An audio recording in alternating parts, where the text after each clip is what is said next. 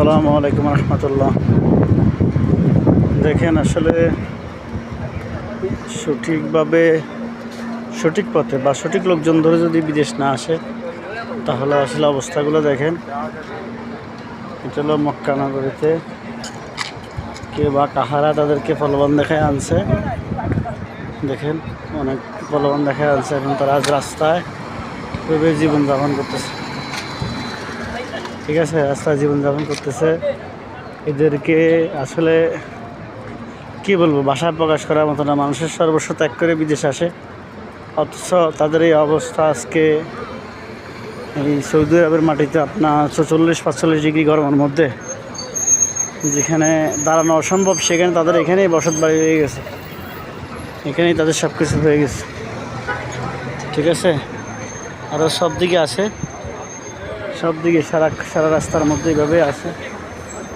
ঠিক আছে, এখানেই তাদের বসবাস। আর এখানে কেউ কেউ আবার বসে না থেকে নিজের কর্ম নির্ধারণের জন্য, জীবিকা নির্বাহের জন্য অন্যান্য পথগুলো বেছে নিছে, কিন্তু এটা ক্ষণিকের জন্য। পুলিশ আসলে এদেরকে ধরে নিয়ে যাবে।